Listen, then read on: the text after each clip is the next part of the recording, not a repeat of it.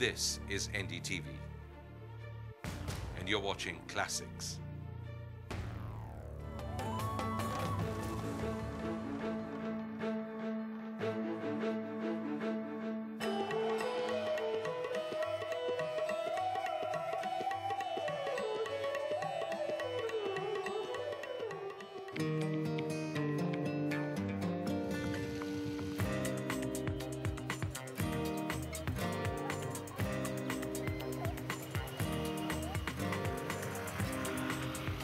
This is Chandigarh. One of the best laid plans went into the creation of the city. However, I'm here to meet once a road inspector, now a world-renowned modern artist, Nek Chand.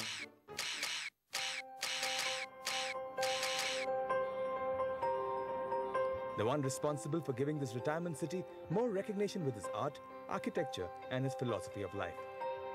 Something that lay hidden in the wastelands of Chandigarh for more than a decade. And it also has nothing to do with the symmetrical piece of planning that is Chandigarh. Our next nominee is in the model city of Chandigarh, and it is called the Rock Garden. It was created by Nek Chand. Until the 1970s, this sculptor's work was largely unknown.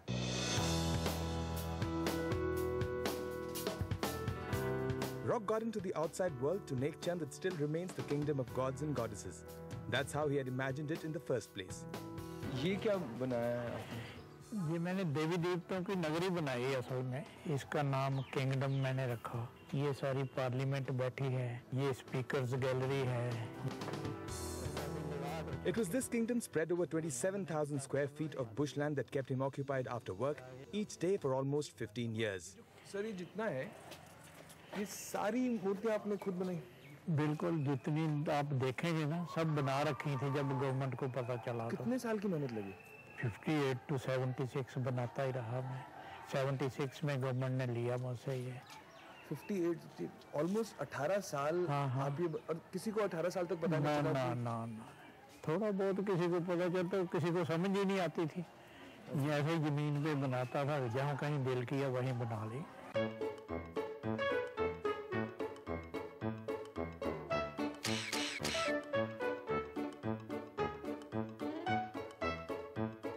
The garden was opened to public in January 1976.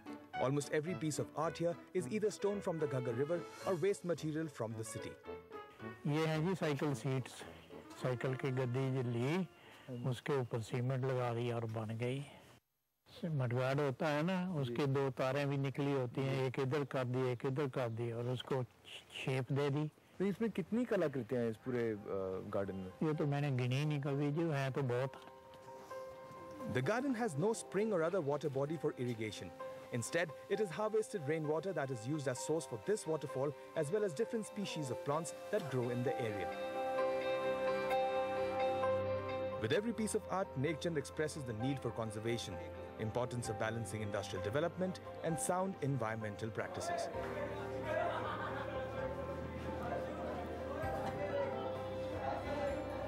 अच्छे लगते हैं।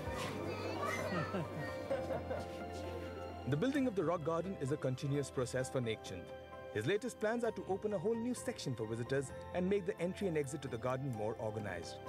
So visit this modern piece of art that is forever growing. And all thanks to this octogenarian for whom these words from Robert Frost hold true. The woods are lovely, dark and deep, but I have promises to keep.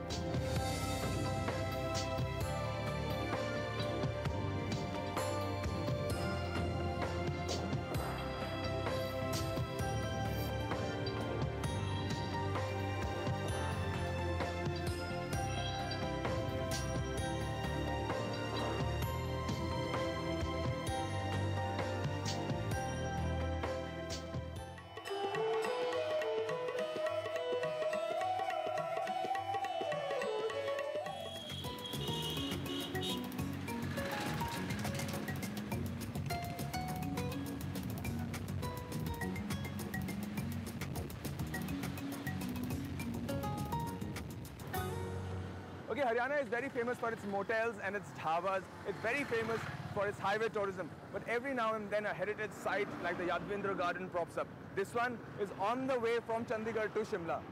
Let's take a look. It's also famously called the Pinjore Gardens.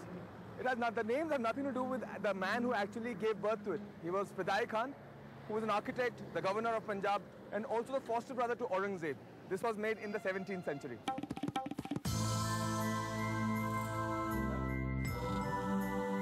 Fidai Khan was an accomplished architect himself and carved it on the lines of Kashmir's famous Shalimar and Nishad gardens.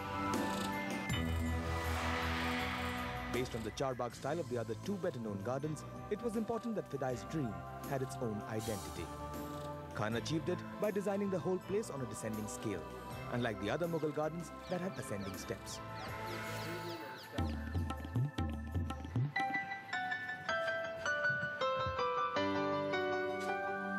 Complete with a central water channel which divides the garden into half, the place boasts of a Sheesh Mahal built in the Rajasthani Mughal style, the Rang Mahal and the Jal Mahal which was added later. Fidai Khan, however, could not live here for too long, and for reasons that are closer to fiction than fact, the Mughals abandoned the place in the 17th century. Rumor has it that the hill chiefs got scared of the increasing Mughal presence in the area. Worried about their own domains, they sent goiter-stricken women to frighten the Nawab and his courtiers away. The plot worked, and the Mughals left, leaving this beautiful piece of architecture to ruins.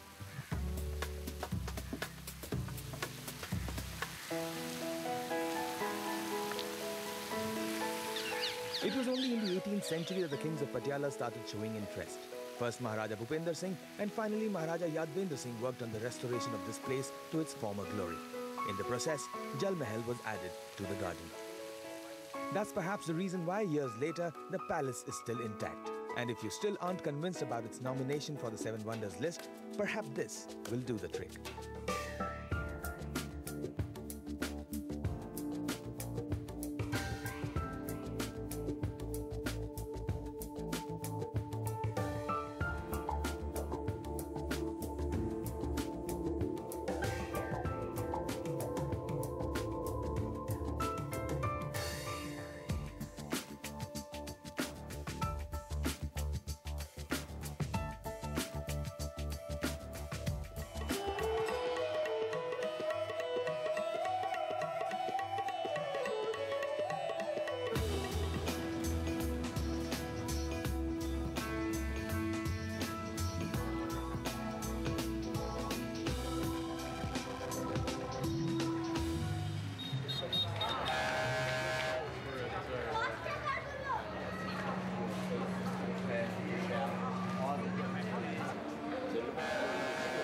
Okay, I'm at the Kalka station, which will go all the way to Shimla. It's 96 kilometers. I think I'm already late, but this train doesn't seem to be moving because the train that I'm catching all the way to Shimla is that one.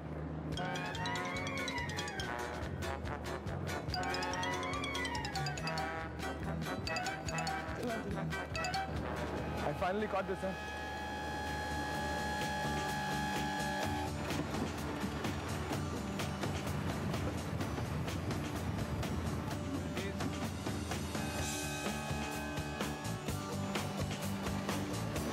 Trains may be the only constant, but this rail route is still living in the past tense. It was in 1864 that Shimla was declared the summer capital of the Raj. But till 1903, the travel to this hill station was a tedious one. Plans to build a rail route from Kalka to Shimla were floated as early as 1884 and were finally put to task after the Ambala-Kalka route was completed in 1891.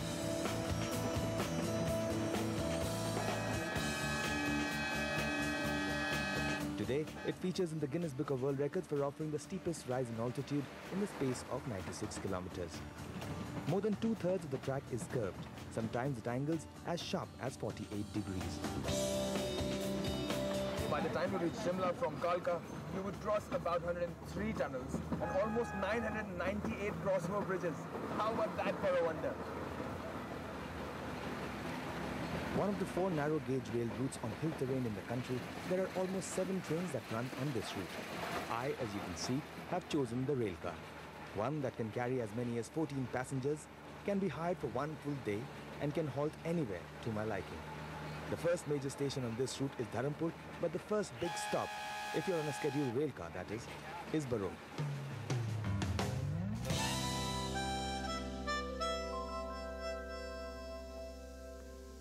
Okay, we are now in Barok. All the trains that cross this place stop for about 10 minutes every time they cross it.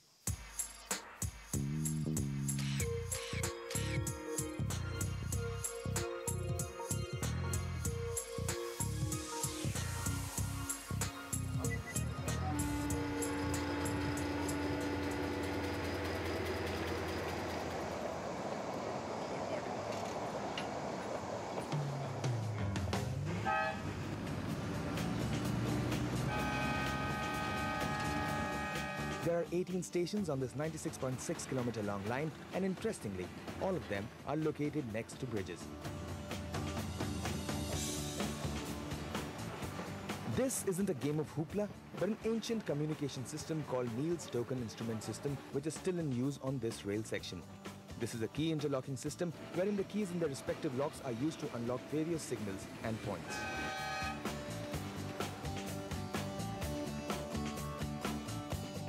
And after 5 long hours of traveling on this rail car, I feel what a magnificent journey this has been, as the rail car quietly chugs into the Shimla station. At 2,000 meters above the sea level, we are finally in Shimla. This was the Kalka Shimla toy train. I hope it makes it to the 7 wonders of this country. But you know what to do. You have to vote. Till then, we go to our next destination.